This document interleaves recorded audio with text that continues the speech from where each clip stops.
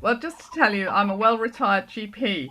I Oh, retired in 2012, so it's quite some time now. right, But I still love the challenges of medicine. I really adored my whole career. It was just fantastic. And I hated retirement. Ugh! right. So I Anyway, tried to retrain, and I couldn't because of a head injury. So there we so go. There we go. um, right. Do you want to start just after a short period of quiet for you? Yes, I do actually. I really appreciate that. Yeah, Yes, and I like then that. um, Well, if you would start when you're ready.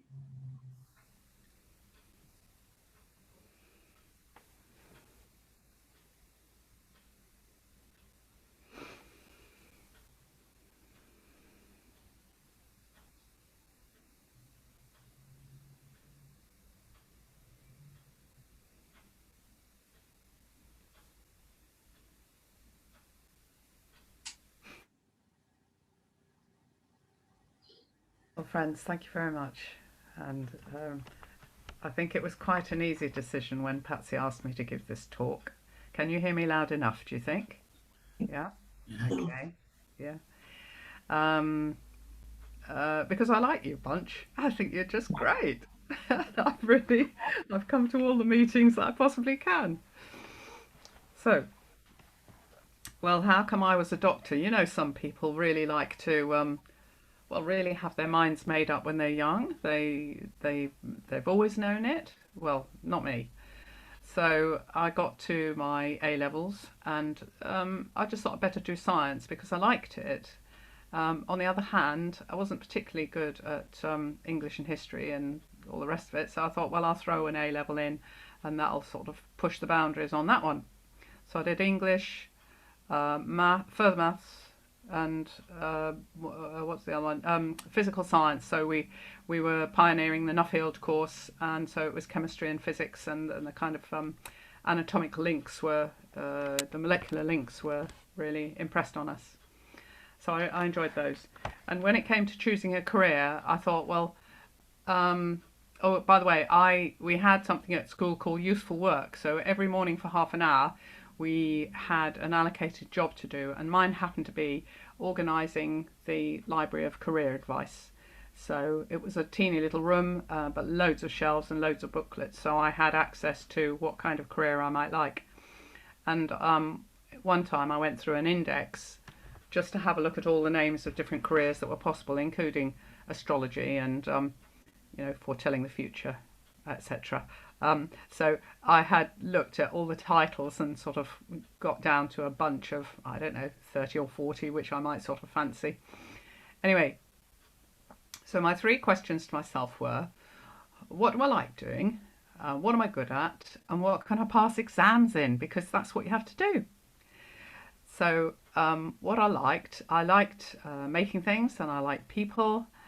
And what was I good at? Yeah, I was good at creativity, music, colours, paintings, jewellery here and there, whatever was going really. So manual dexterity, and I could pass exams in science.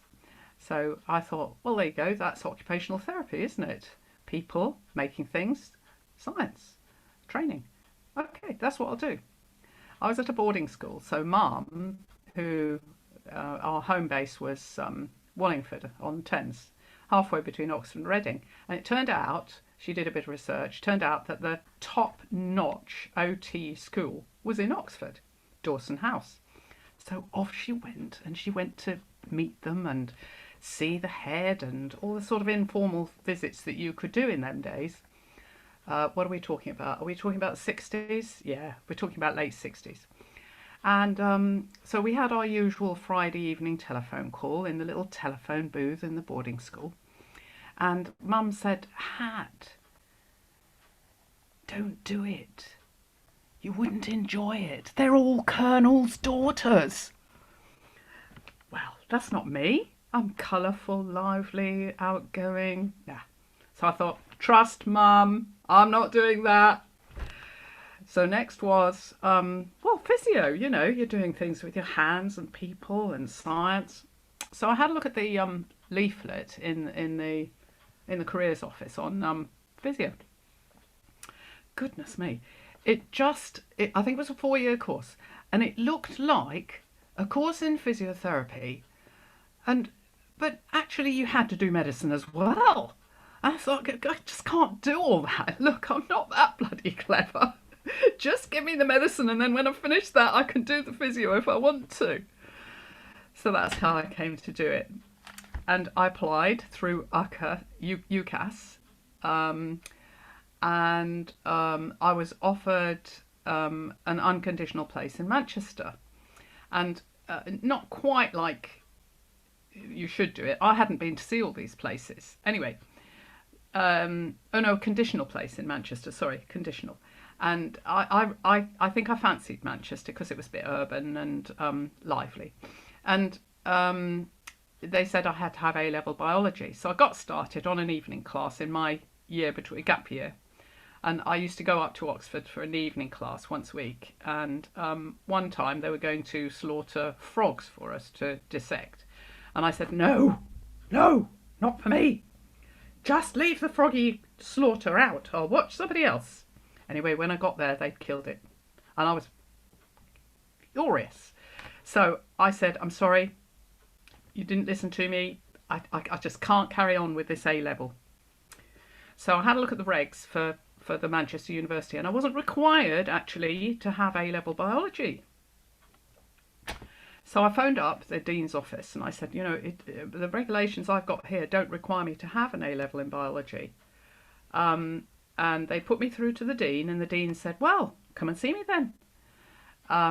So me and my dad went to see the Dean in his office, one of these lovely Victorian brick buildings with the sort of white stone surrounds of the windows and the archways and things. And out the window was a school.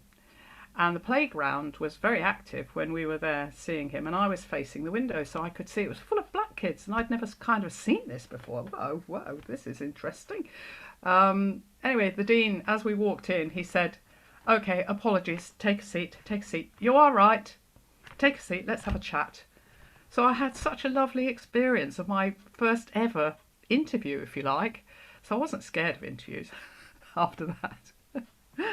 And the reason I didn't go there in the end was because during the some kind of holidays. Anyway, having my gap year meant that I could do things with Mum sometimes, and she arranged a picnic with a friend of ours on the lawn in their garden, and off we went. It was lovely. But the adults and me, and I was the only kind of youngster there, so I was a bit disinterested. Anyway, after a bit, they called me over, and they said. Just can't remember her name, but my friend thinks that you should have a go at Cambridge. And I said, bit highfalutin. Why do you think I should have a go? Oh, she said it's absolutely lovely. So I was persuaded.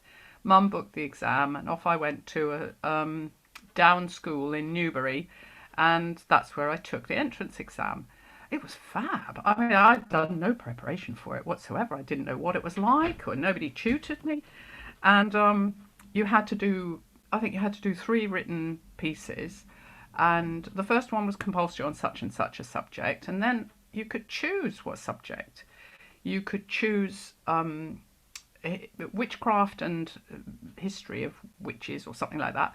You could choose any scientific, any chemical process. You could choose what do we say? A quantum leap is a huge benefit to mankind, something like this. So I chose this chemical process, and it just poured out of my memory how catalytic cracking works, from making sort of extracted dirty crude oil from the ground into kerosene and paraffin and stuff like that. I had loved that bit of science, and it just poured out. It was O-level, so it was more than 2 years old, and I just loved writing that. Anyway, so I went for an interview at Cambridge and got in, and it was very calm. And I went to Newhall because, that was women's college. Nice. And it was nice. I loved it. Did all sorts. Acting. And in theatre, I did everything everything except lighting, I think. Yeah, I made the costumes and did a bit of stage management. Anyway, there we go. That was lovely. In choirs, travel to Europe and things like that. So, and then Cambridge also offered you this intercalated year. So it was 2 years medical science. Actually, it wasn't called medical science; it was called physical science. So we were in the same lecture halls as people doing all sorts of other science subjects.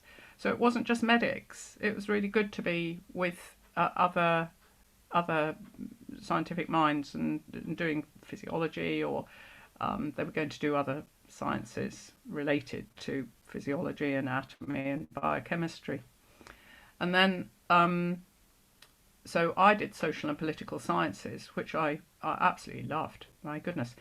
One paper, attitudes and behaviour, that really, I think that helped shape my approach about medicine, and one's looking after human beings. Another one was statistics. You had to do that, and the Marx, Durkheim, and Weber. Well, that's political thinking, and again, it was really interesting to look at the context in which they were thinking and what influences they had, and then the last one was child development, and well, I hadn't done anything like it before, but our teachers were absolutely superb. And one of the big issues that struck me was the new studies coming out then about how television watching influenced the kids. And if they watched violent stuff, it facilitated violence between them in the playgrounds. I mean, it was obvious. And now we've got a whole generation of people who watch horrible stuff, and in other parts of the world experience horrible stuff. Anyway, there we go. So that was there for a whole year, influencing me before I ever went to medical school. And because Cambridge didn't have its own medical school, we had to go to London. Again, you could choose between 2 or 3 different hospitals to go and do your clinical studies, and I got into King's. And I was really chuffed with that, because there was a little park next to the hospital, and I thought, oh, that'd be good for my heart when I'm absolutely full up. I'll just go there and sit down. Well, I think I went twice in the entire 3 years, but the thought that it was there as an outlet was a really important thing. And then, so at the end of 3 years, I qualified. Oh yes, it was the 60s, and there was chauvinism around, and on the liver unit, it was run by 2 internationally famous liver specialists. Anyway, one June, it was a bit cold, and we were in what were called firms, so we're in groups of permanent groups of 10 or 12 medical students. So our little block would be moved around from subject to subject. Anyhow, it was liver time, so we were attached to the liver ward for 3 or 4 weeks, something like that. And I turned up at a ward round, and it was cold, and I was wearing trousers, black smart trousers. Off! Get off! We don't have trousers on this ward. So off I went. I was a bit bruised. I went to the library and I couldn't concentrate, but I stayed there. So this kind of thing was around, and there are other anecdotes, and in particular, King's was quite a forerunner of using computers, and so use of computers in medicine was on our timetable, probably before most other medical schools at all. And you got the message. Thousands of pounds had been spent on these computers, and then they didn't work, or they didn't link, or they're useless. It was a time of change, and you do spend a lot of money changing, like millions probably. Anyway, they were all stashed away. All 29 of them were stashed away in the basement, not being used, and there was controversy. And also, whilst we were medical students, somehow we actually managed to request some kind of testing before the 3 years were up. Otherwise, you just studied for 3 years, and plonk, you had an exam, pass or fail. And we were thinking, we've got to know how we're getting on, please. And good enough, those staff put together an exam, a decent exam for us. Oh, I can't remember, after 1 year or 2 years. And it was very, very useful to us to know how we were getting on.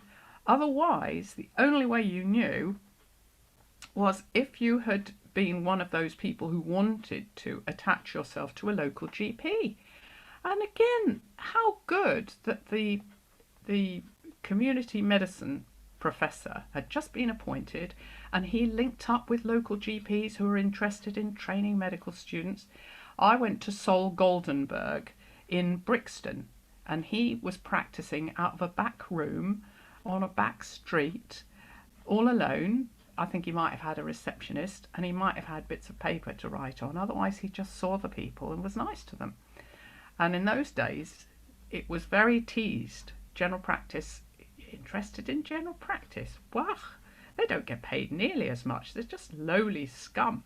So general practice was again coming forward. And but because I went to see Sol and sat in whilst he saw patients, a year later he could say to me, you know an awful lot about this subject now, or you're much better with that. So I could have that as a kind of gauge for me. And I think a few other students did that, because when we were in Cambridge, we developed a little group called Medicine in Society, and we engaged people to give talks to us which were relating to social medicine, if you like, national and international. And so, my sort of mind had gone in that way. So also in 1977 there was a doctors' strike, and the doctors' strike, they explained to us, Julia Doctors explained to us that they had a basic pay, and they had no pay for overtime. It just wasn't recognised at all, and this was their gripe.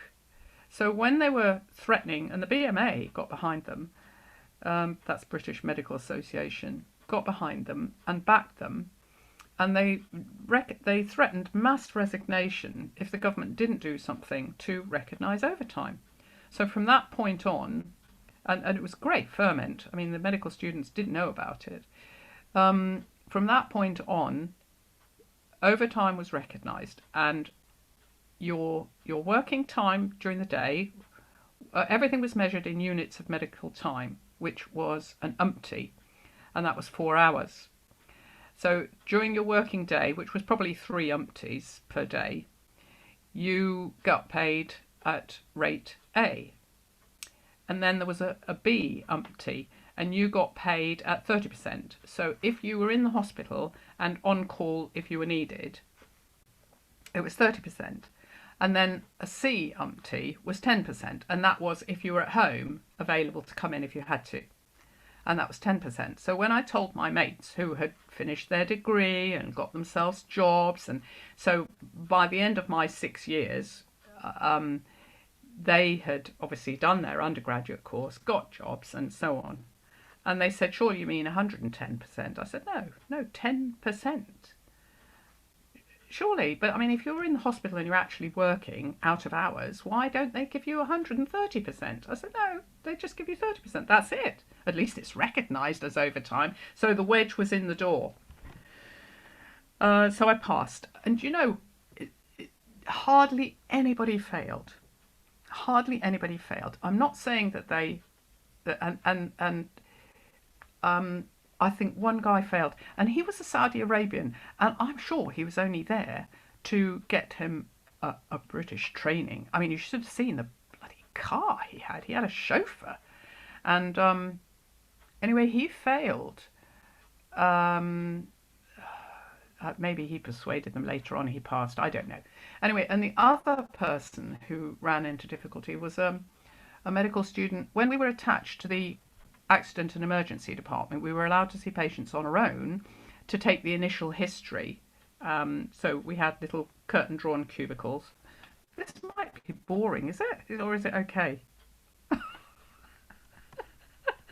Okay, so we had little curtain-drawn cubicles, and I heard him, and other medical students heard him, taking a religious history.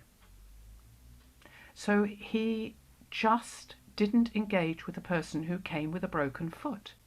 He wanted to ask about their past experience of religion and what they believed and how come. Anyhow, he got hauled over the coals.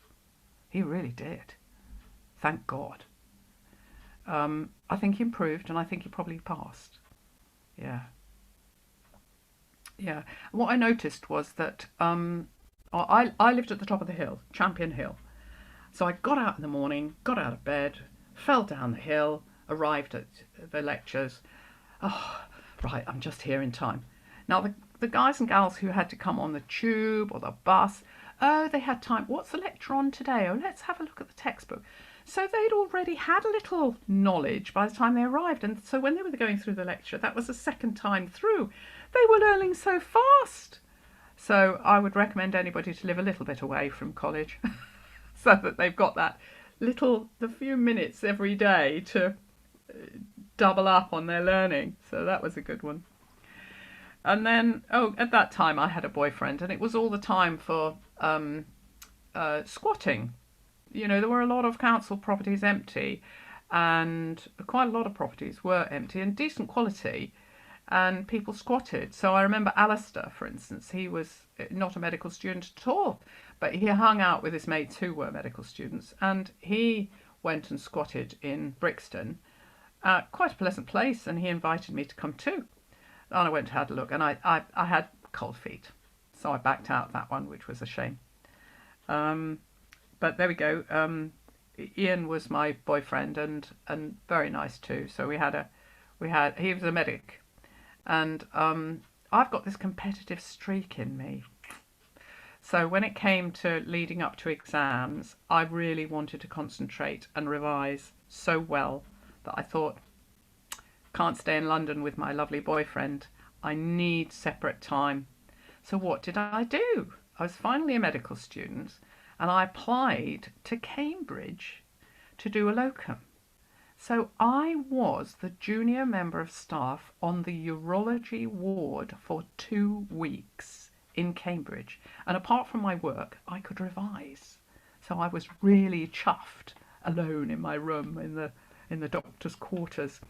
But can you seriously believe that somebody who had not qualified was taking the history, taking the blood tests, planning and arranging the operations, listing them up, doing the history and the full examination? And then the only person who probably examined the patient after me was the anaesthetist. Now, if an anaesthetist had a conscience, they would, for instance, for the women, examine their breasts. Now, women might say, why examine my breasts? You're only an anaesthetist. You're not here for that. Actually, they did it because I was so junior that they probably thought I maybe hadn't. Anyway, that way somebody got their breast cancer diagnosed because I hadn't. I wasn't knowledgeable enough. So I appreciated that. I don't know if the patient did, but there we go. I was hauled over the coals for it, and that's how you learn, really. So there we go. So when I passed the exam, what you had to do in those days was called a pre-registration job. So I hadn't been registered as a qualified doctor, so I had to have the experience. So 6 months medicine, 6 months surgery.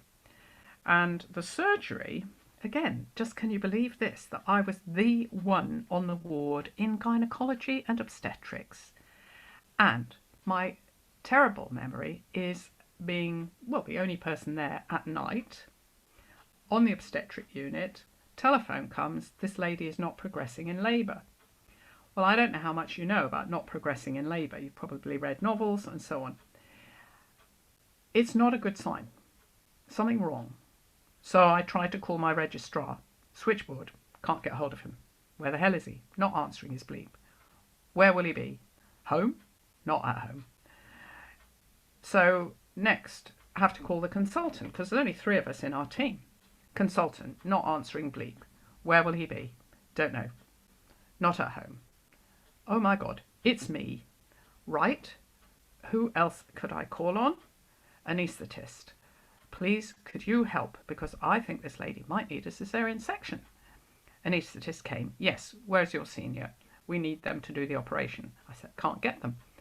Oh, God, I can feel my nerves now. Somehow we found somebody. The switchboard were marvellous.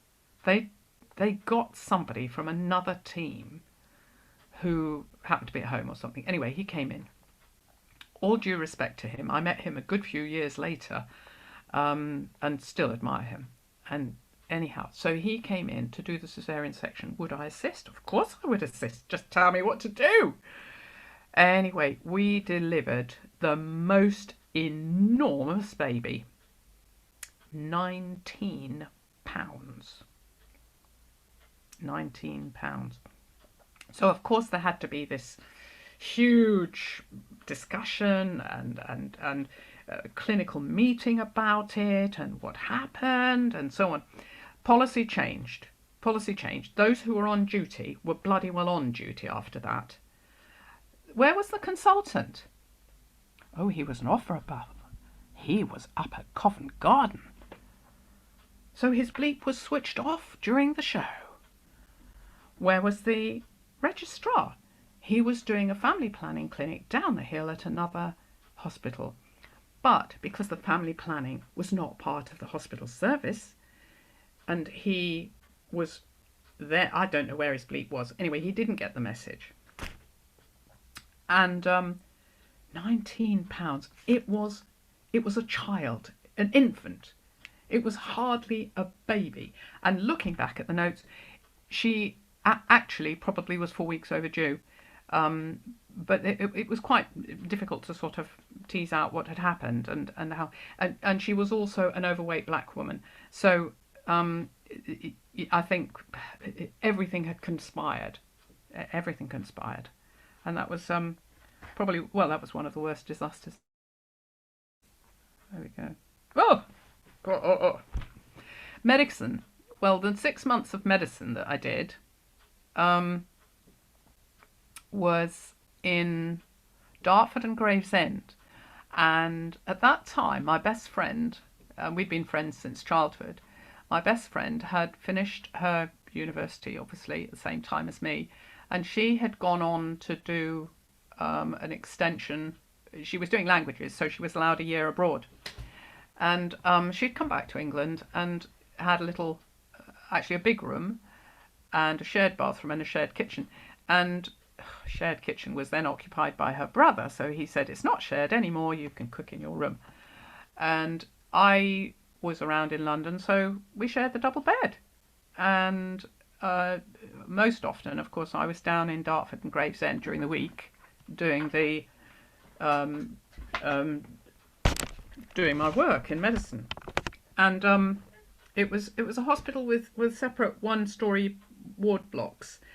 And again, there were 3 levels in the hierarchy. There was me, pre-registration. Then there was somebody called a clinical assistant, and he must have been in his upper 50s with a family. And so as soon as 5 o'clock came, he went home. And the consultant, and same, 5 o'clock, go home. And so everything I learned out of hours was learned on the telephone. I learned how to do blood gases. I learned how to be the head of a cardiac resuscitation team. I learned everything, how to put up difficult drips, how to do a lumbar puncture, all learned over the phone. And so I pretty soon learned how to describe things fairly accurately over the phone and use my visual imagination. And the only time these 2 members of staff came in my 6 months, in out of hours, sorry, I'm telling tales, awful, isn't it? The only time they came in was when a mate of the consultant had a heart attack and he thought he'd better come in and see him once he'd arrived in the hospital. Bloody hell! So that I wasn't good enough for, eh? Anyway, that's a bit about Dartford and Gravesend. And it was a fabulous doctor's mess. And you may not know, but basically doctors didn't have homes because you were put up in the hospital and you developed a great camaraderie. There was a swimming pool there, and you spent evenings in the bar chatting or playing games, or maybe in your own rooms. And for me, it was so important because I'd been brought up in the countryside. So I always wanted to have a windowsill with plants and seeds growing. And as soon as I discovered how soulful that was, I was growing flowers off the edge of the shelves on the windowsill and so on like that. Anyway, now one other thing I wanted to mention was about private patients, because there was a tremendous hoo-ha in the late 60s and 70s about the difference between the NHS and private, and were the consultants to be allowed to see their private patients on NHS wards. Well, that's what they were seeing. They were seeing their own private patients on the NHS wards and in the NHS clinics and in the NHS time. So actually there was such a big deal that it got separated. So there became like a private ward. So over in the private ward, that's where the patients were. But which doctors were looking after them? Muggins, employed by the NHS. After hours, you go and do the blood tests and check out the private patients on the private ward. What did you get in response? What kind of acknowledgement, except the odd thank you by the patients? Well, at the end of my 6 months, I got a gift from my consultant who had been at the Opera House. What did he give me? He gave me a vinyl album of Maria Callas' operatic highlights. Thank you. So, I didn't like private patients. That matched with my ethos as well. And before I ever got to do medicine, I had in my gap year, I'd worked as a ward orderly. I'm nearly finished.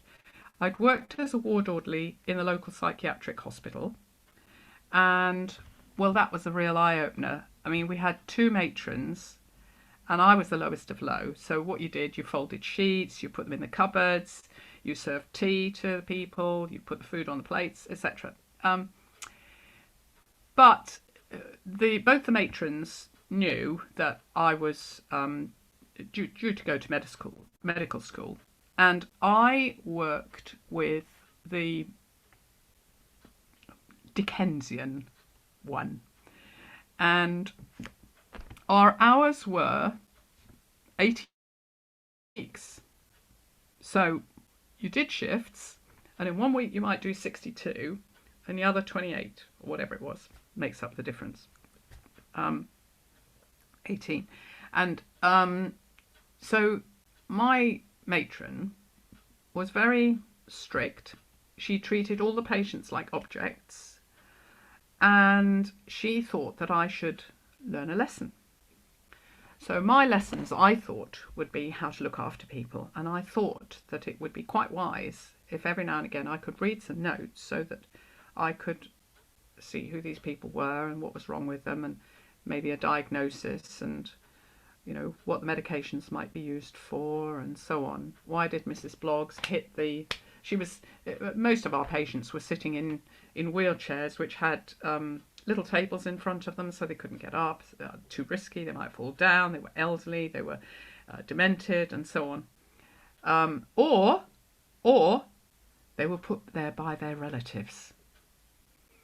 And that was actually true. It transpired that some of these patients were definitely not demented.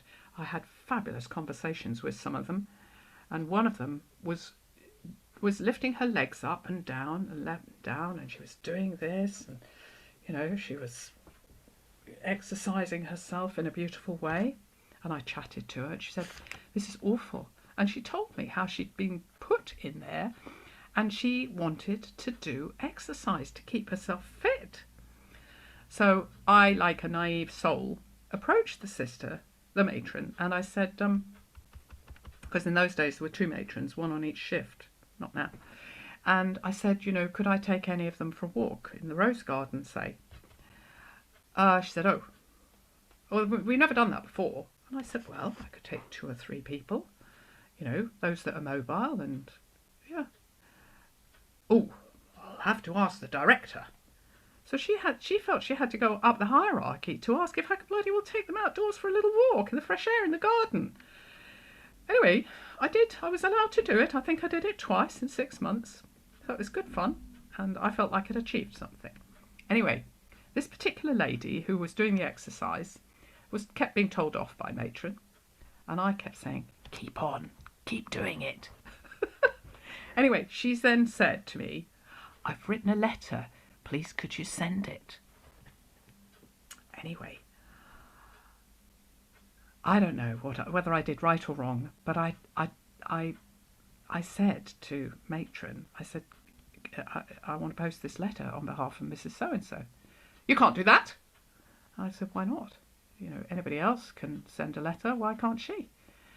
You can't do that. She's here. You know, her relatives know she's here. I'm going to give them the news if there's any news to give. So I really felt that I'd betrayed her by not sending her letter. It was snatched off me. The matron read it, saying, I can't stand being here. For goodness sake, move me somewhere else. Get me out. And I really felt like I'd betrayed her. So there was that sad story. I think that's enough for me. So you got me qualified. I'll have to think of some more notes afterwards, won't I, for next week? Right. Any questions? Unmute yourselves. Yes.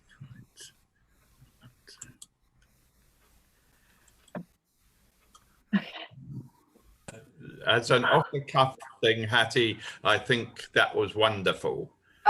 Absolutely. I'm sure we all agree on that. On what, sorry? On the fact that as something which you just brought forward Yes. in a moment's notice, we sit in admiration.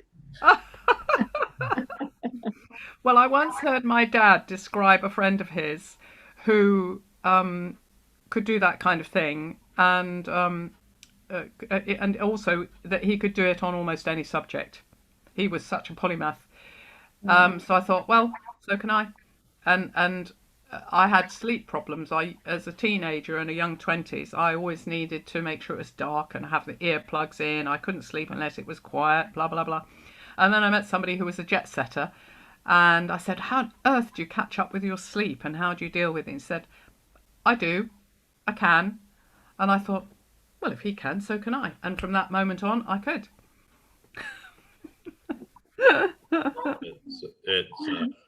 It's what I found in a lot of cases. You know, a lot of people aren't confident in their abilities, and what they need more than anything is someone to tell them, yes, you can. I know, it has to be themselves tell it. Get out there and do it, you know. But they have to tell it to themselves ultimately. Oh yeah. They know they can do it. They just need the enthusiasm of someone else to say, yeah, yes, you can. And like you, it was a fact of you needing that little bit of, you know, someone saying, you can do that. You know, get out there and do it. Really, you are sitting there. I am looking forward to giving next week's talk because what things are popping into my mind. Yeah. Oh, that's good. We will enjoy it. Yeah. And Jenny, Yes. thank you very much for the way that you've given your talks because I think that's influenced me. Good. You could just do it. Well, no, I couldn't. Oh, Like you, I'm beginning to realise I can do things that I didn't know I could. ah, You've got what I've got, which is a memory of the past. Mm. I Yeah. mean, we are walking books, really, of things that I get so annoyed with TV talking about what it was like during the war and what it was like in the 1950s. For all of us, it was something different. By the way, I came from Cold Ash, Thatcham border, which is near where you came from. oh yes. Okay, Along right. the A4 towards Reading from Yes. and I grow things everywhere.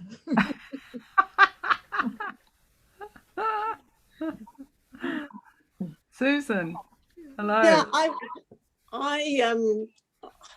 I want to agree with you with how awful psychiatric hospitals were back at that time. I had my daughter in 1972 and was placed in a local bin. This was before mother and baby units, where their intention was to persuade me to give up the baby. And every time I think about it, I'm thinking of how cruel it was, including the fact that they had me on medication which dried up my milk. So my baby, who I was breastfeeding with no fault, because it was just was starving to death. Well, she was starving, and I kept saying, "This baby isn't right." And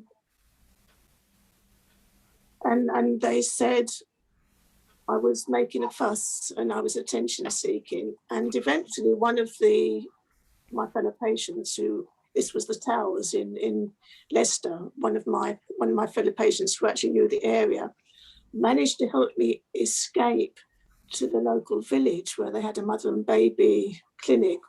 She managed to help me get there. And they said, "This baby is starving because your milk's dried up." And it's a long story, which I won't go into. I was eventually released into the custody of my parents with my family doctor's agreement. He actually worked really hard to get me out, but they treated me cruelly. Absolutely. And when I think about it now, I think, how on earth were they allowed to do that? Or to feel that they could do that? But that was, it was nothing. I suspect it was nothing abnormal, because there were no such things as mother and baby units. And there were mother and baby homes where you were expected to be until you gave up your baby for adoption.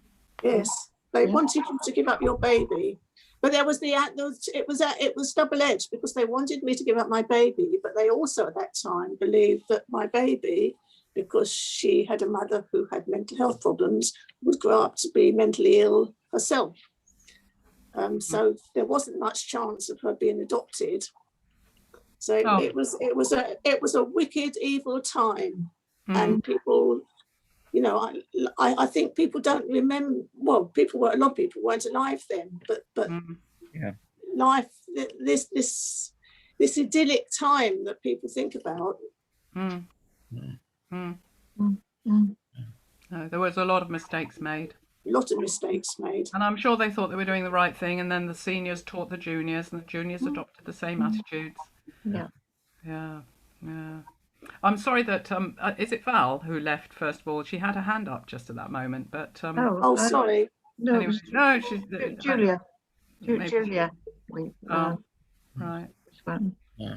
Anyway, I think she was saying she had to go because she. I couldn't lip read. Yeah, but another one, Susan. I'll tell you. When I was the junior on that psychiatric ward, two awful stories, but one, we would the long hours one week meant that we worked the weekend, and it was extremely long hours during the weekend, and then the following week we had fewer hours.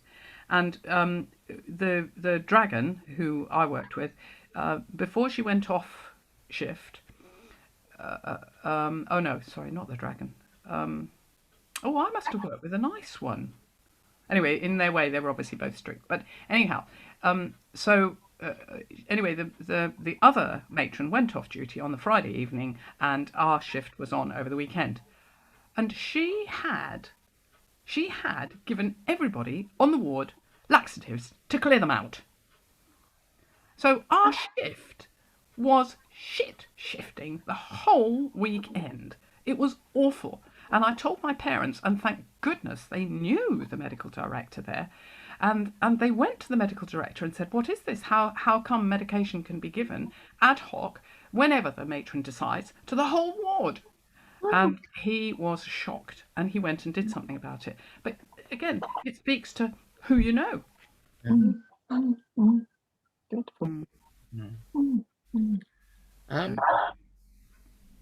a previous time, Hattie, you mentioned this hearing charity that you work for. Oh yes, yes. But I tried to look it up on the web, but I couldn't find it. So obviously, I didn't have my hearing aids in, so I may have misheard you. Okay. It's called info. This is the email address. Yeah. info@hissbristol, so HISS bristol.org.uk. Yeah. And the charity is called HISS, HISS. Sorry, info@his, and Hiss that's Bristol. double S, is it? HISS. Yeah, Bristol. All Bristol. one word. Yes. Yeah. Yeah. .org.uk. Yeah. And you're right. We're not at the top of Google's picking list by any means. No. And it's called Hearing Impaired Support Scheme. That's probably your best bet.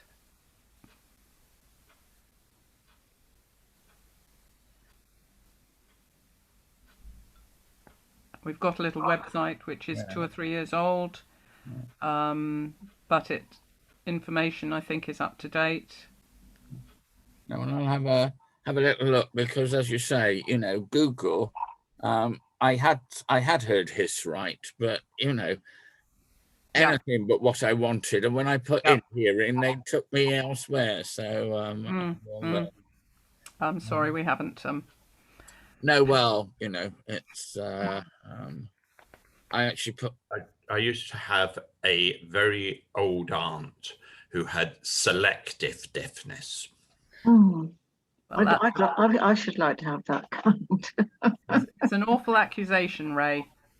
Oh, she was very good at not hearing what she didn't want to hear, and hear very well stuff which she heard in another room. So, Well, Do you think perhaps it's variable though? Because I haven't heard it. My hearing, which is poor generally, it is a bit erratic.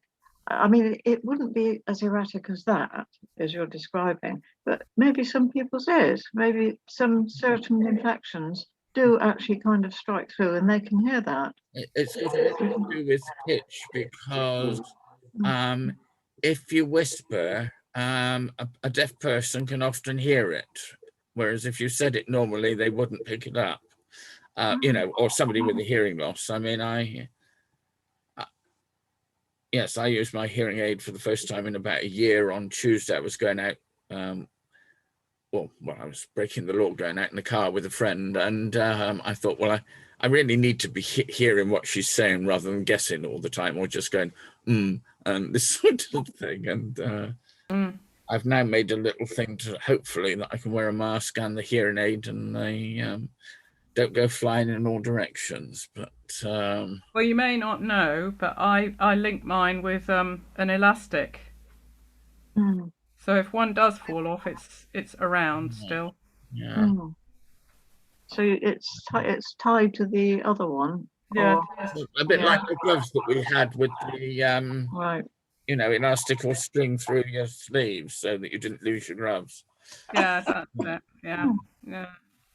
And I make it pink because the black link, I still lost them when I was out on a walk in the countryside. I went looking for them. I followed the same walk, but I couldn't see them. And I guess partly because the elastic was black between them. So I next time put pink on.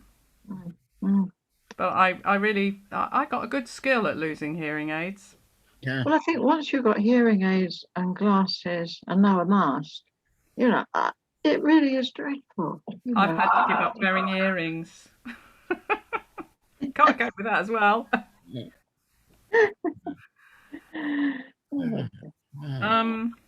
So there we are. There's some stories of life. And Susan, thank you so much for sharing your experience.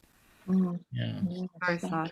It reminded me, I had my tonsils out when I was about 8, so that was the late 50s. And I said to one of the nurses that my throat's, was sore. And she said, oh, well, if your throat's sore, you won't be able to go home on Friday. So I kept my mouth shut after that. And of course, my 2-year-old sister and my grandmother both got pneumonia following what I brought home from the hospital to them. Oh, no. Yeah. But good old days, eh? yeah. However, the Yeah. doctors, the general practitioners Yeah. were often very good. Yeah. We had a very good general practitioner. And I had in my gap year, somehow I'd heard of the Peckham experiment, which you may not have heard of at all. But in the late 40s, second half of the 40s, some very foresighted and sensible people put together the Peckham Centre, which was a building, a new build, and they built it as a health centre. And in that building were all sorts of health professionals: dentists, physiotherapists, doctors, district nurses. There was a ballroom, there was a swimming pool, playroom for the kids, and you paid something like 2 and 6 a week to become a member, and then maybe a shilling extra if you had to see a specialist or something like that. And in this way, they maintained the whole building and the service to the local population. And when the NHS came along in 48, they were ordered to close because the NHS were going to do it now for free. And I had read this book about the setting up of the Peckham Health Centre, and to get the book from the library, they had to go, as soon as I want the name, it's gone out of my head again, where the dungeon of British library books had gone to. Boston in Lincolnshire. That's right, but it's got 3 parts to the name. Boston Spa. Yeah. Yeah.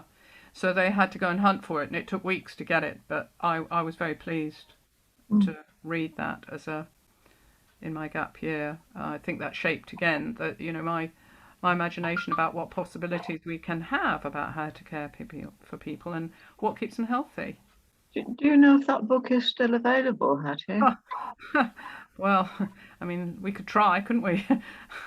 Well, I'd certainly like to read it, Oh, it's a lovely book. I mean, I'm sure it's just called the Peckham Health Experiment. Something like that. Oh, I'll have a look and see if I can find it. Oh, I'd love it. It's a heartwarming book to read. Yeah. So I think that shaped my thinking. Yeah. And as you say, they were called loony bins. Yeah.